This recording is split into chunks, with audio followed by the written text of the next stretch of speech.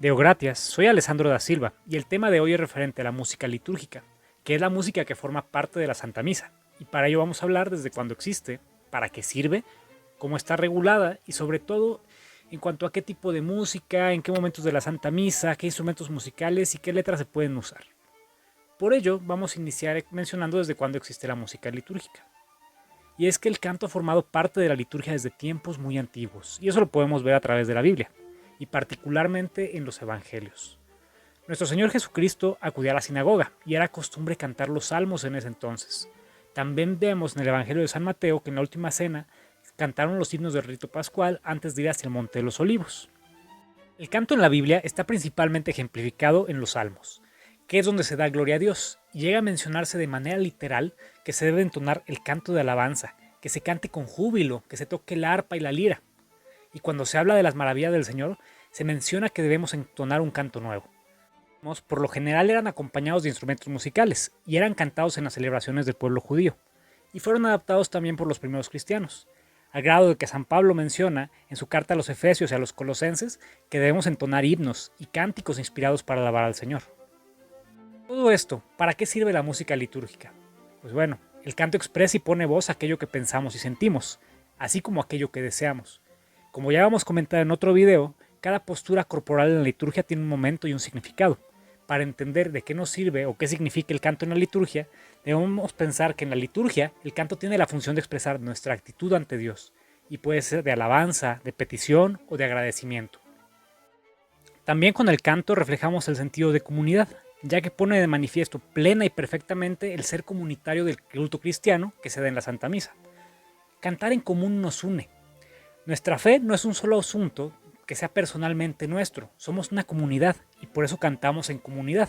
La razón de ser de la música en la celebración cristiana no es un mero adorno, no es para que sea más bonita, sino que es la razón de que la música viene a ser parte de la celebración misma y de la comunidad celebrante, surge a partir de la comunidad. El canto sirve ministerialmente al rito celebrado por la comunidad, por eso el coro está relacionado con el ministerio de liturgia.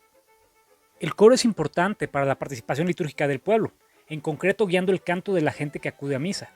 El coro no sustituye al canto del pueblo, ni debe ejercer esa labor en solitario, ya que el canto corresponde a la asamblea.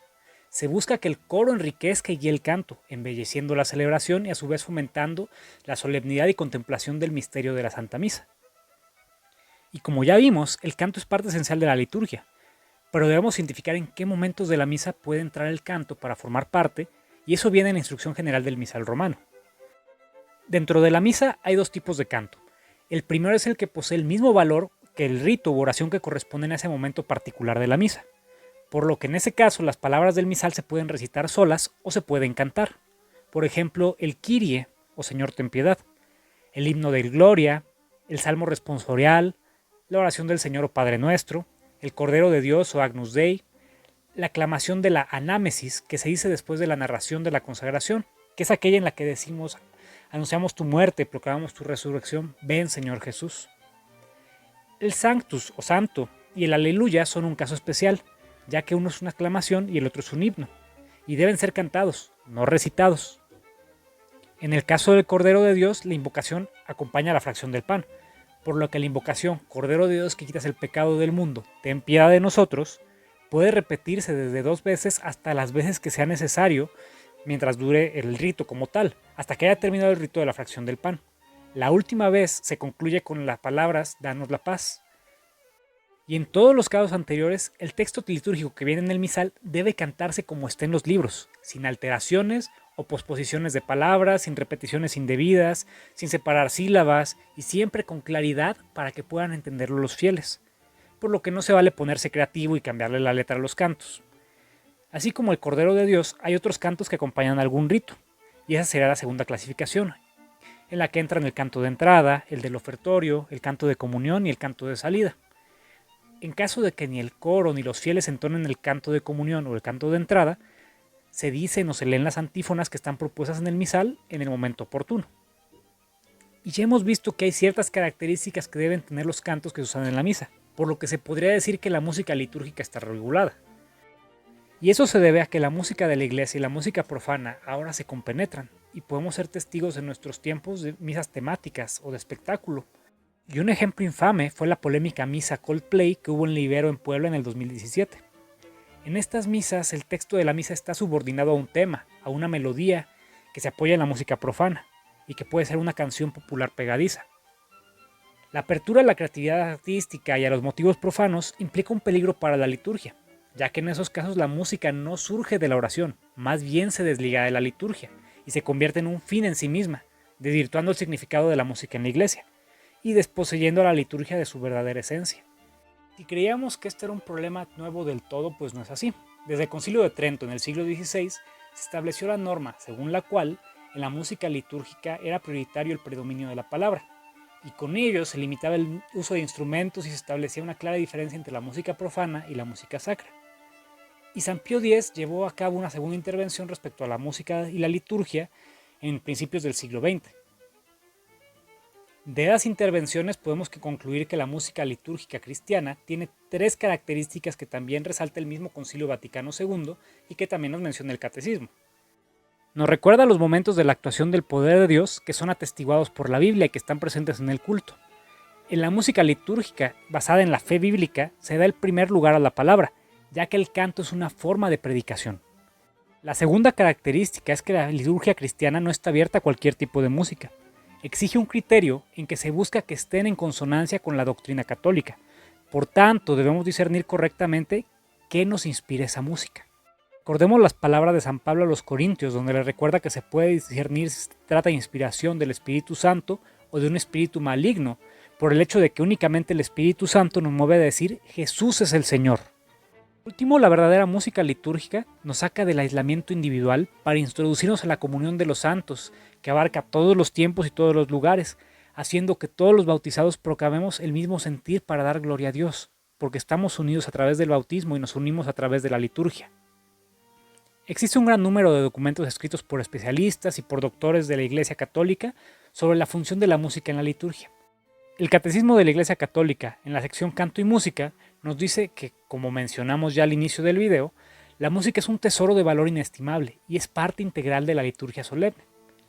Profundizar en este mensaje del Catecismo clarifica la misión y el fin que debería guiar al ministerio musical de nuestros coros en la liturgia. Como recomendación adicional, los ministerios musicales deberían tener al menos una reunión anual para repasar los documentos de la Iglesia Católica sobre la música, y algunos de esos documentos importantes son el Catecismo de la Iglesia Católica, la Instrucción General del Misal Romano y la Constitución Sacrosanctum Concilium sobre la Sagrada Liturgia.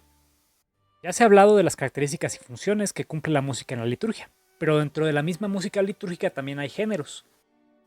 Por lo tanto, basándonos en los documentos Trale Sollicitudini del Papa San Pío X, la Constitución Sacrosanctum Concilium y la Instrucción Musicam Sacram, se definen 4 géneros de música sacra litúrgica que listaré en el orden en que debemos preferirles. En primer lugar está el canto gregoriano.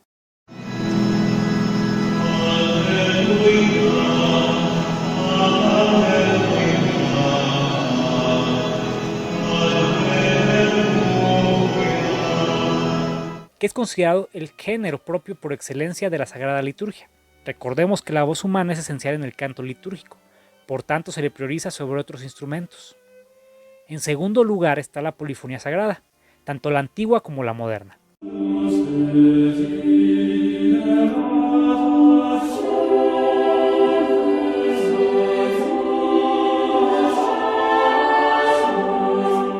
Es decir, las composiciones que están escritas para coros de al menos 4 voces, que serían sopranos, contraaltos, tenores y bajos. Esta polifonía también puede llevar acompañamiento, principalmente del órgano. En tercer lugar tenemos la música sagrada para órgano y otros instrumentos admitidos.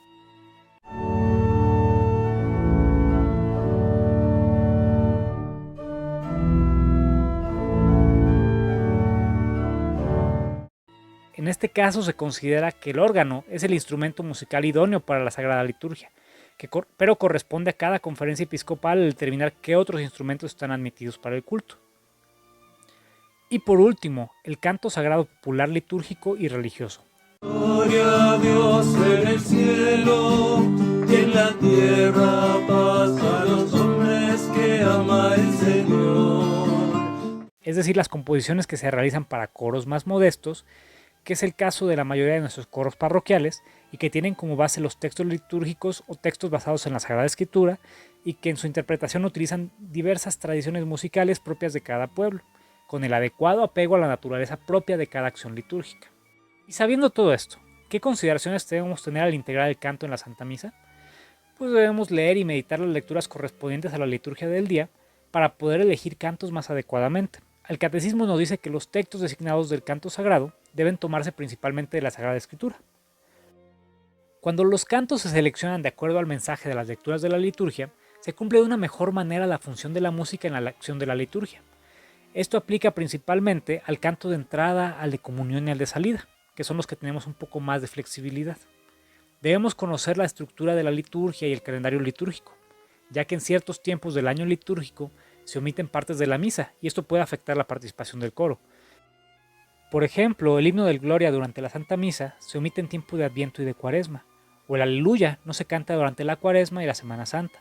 ¿Quieres saber más al respecto? Te dejo un video relacionado a las misas de Cuaresma en la tarjeta.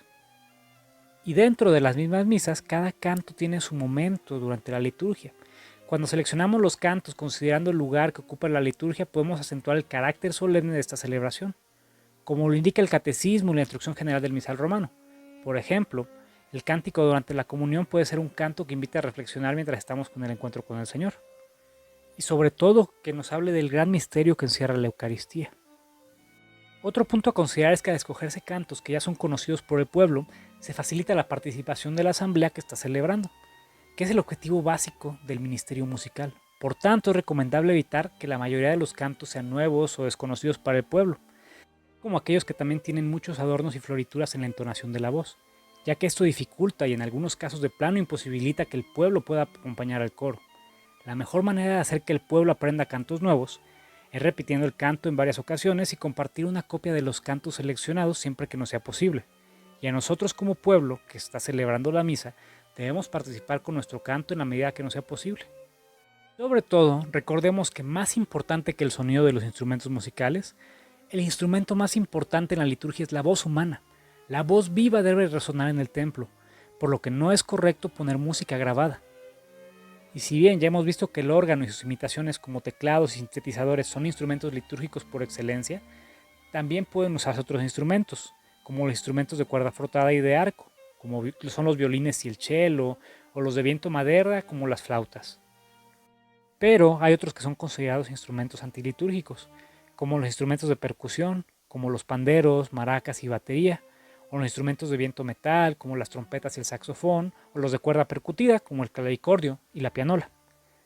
La guitarra, que es un instrumento de cuerda pulsada, no es propiamente un instrumento antilitúrgico, pero algunos de los ritmos que se pueden tocar con ella pueden recordarnos más a una balada pop o a una noche de campamento alrededor de la fogata que al sacrificio redentor de Cristo en la misa.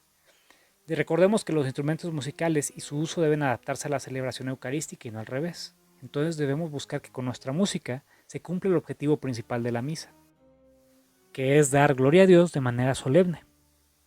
Y nos es posible identificar cantos a los que se les puede adaptar diversos ritmos. Cambiar el ritmo de un canto debe hacerse con mucho cuidado para que no se pierda el sentir que el autor pretende. El buen gusto y el sentido común cristiano deben servirnos como guías. Además, es posible que ciertos ritmos sean considerados de mal gusto y hasta ofensivos al oído de algunas personas. No podemos traer ritmos bailables como la salsa, merengue, cumbia a la misa, porque no nos ayudan a enfocarnos en la misa. Y debemos acordarnos de qué instrumentos son litúrgicos. Ejemplo, no es correcto traer un mariachi con sus trompetas o una banda popular con tuba y tambora a tocar en una misa. Otro punto importante que debe evitarse es cambiarle la letra a los cantos.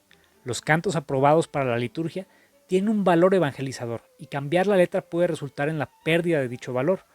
En caso de duda, mejor es consultar a un sacerdote o a alguien que esté capacitado.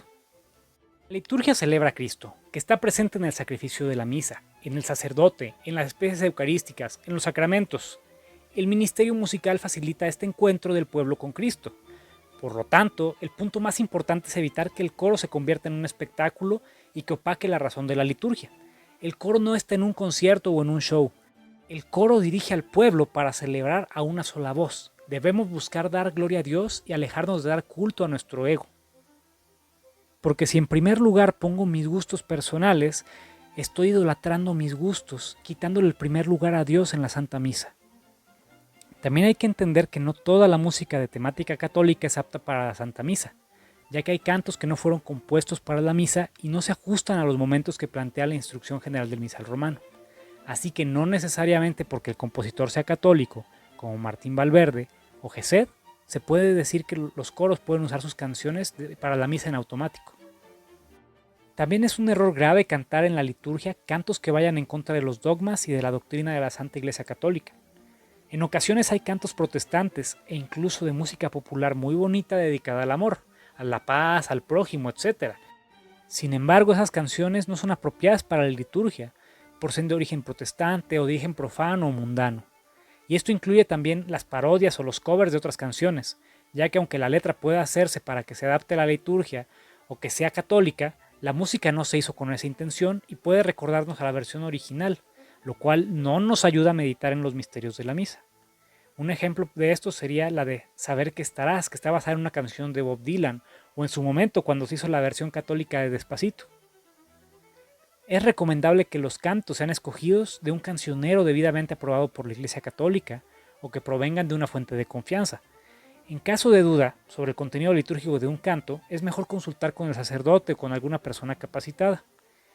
Y los que son compositores de música católica deben recordar que toda canción original debe ser aprobada por el sacerdote antes de ser cantada durante la liturgia por primera vez. El Internet es una herramienta muy útil para el músico católico que está en busca de ayuda o de consejo. Y también, el siguiente video que pienso hacer relacionado al tema de liturgia, y si Dios me lo permite, será con respecto a algunos ejemplos concretos de cantos que no son aptos para la liturgia y que comúnmente hemos visto en nuestras parroquias. Antes de concluir, y a modo de resumen, quisiera repasar las partes más importantes del video. El canto ha formado parte de la liturgia desde tiempos bíblicos con salmos, himnos y cánticos. El canto sagrado constituye una parte necesaria e integral de la liturgia solemne. Dentro de la Santa Misa hay dos tipos de cantos. El primero es el que posee el valor del rito u oración que está correspondiendo en ese momento de la misa, y otros cantos que acompañan algún rito. Existe un gran número de documentos escritos por especialistas y doctores de la Iglesia Católica sobre la función de la música en la liturgia. De estos, algunos de los documentos importantes y recientes son el Catecismo, la Instrucción General del Misal Romano y Sacrosanctum Concilium. La liturgia cristiana no está abierta a cualquier tipo de música. Los géneros de música litúrgica incluyen el canto gregoriano, la polifonía sagrada, la música sagrada para órgano y el canto popular litúrgico y religioso. Como parte del ministerio de canto debemos leer y meditar las lecturas del día, conocer la estructura de la liturgia y el calendario litúrgico para poder escoger cantos más conveniente y adecuadamente. Debemos fomentar el uso de cantos litúrgicos que ya son conocidos por el pueblo para facilitar la participación de todos. Debemos usar instrumentos litúrgicos y ritmos que sean adecuados para expresar el correcto significado de los momentos de la misa. Y de mi parte sería todo. Como siempre, te dejo las fuentes consultadas en la descripción del video, incluida la Constitución Sacrosanctum Concilium sobre la Sagrada Liturgia, la instrucción Musicam Sacram del Concilio Vaticano II, así como los documentos del Papa Pío X, Pío XII y Juan Pablo II, donde se habla de la música litúrgica. También dejo un compendio de citas sobre música y canto de la liturgia que fue elaborado por Valdemar Hernández Septién. Este compendio extrae algunas de las citas más importantes de los documentos que he mencionado. Si este video te ha sido útil, interesante y quisieras que llegara a más gente, por favor compártelo. Y si quieres estar al tanto de más videos de temáticas similares, suscríbete al canal y sígueme en las redes sociales.